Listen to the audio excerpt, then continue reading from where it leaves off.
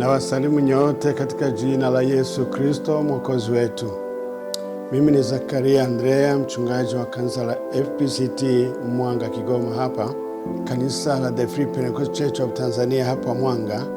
Tumeandaa kongamano kubwa sana la vijana ambayo itakuwa ni kambi kuanzia tarehe 30 kuanzia saa 8 tutaanza kupokea vijana kuingia, na tarehe 1 asubuhi kabisa saa 2:30 masomo yataanza, na tumealika walimu mahiri, walimu ambao wana mzigo na vijana, ambao ni walimu wa kiroho, lakini pia ambao wamebobea kielimu katika mambo ya Mungu na katika mambo ya kisaikolojia, lakini pia na kwa namna ya kuwasaidia vijana ili kesho waweze kuwa na wakati uliong'aa sana.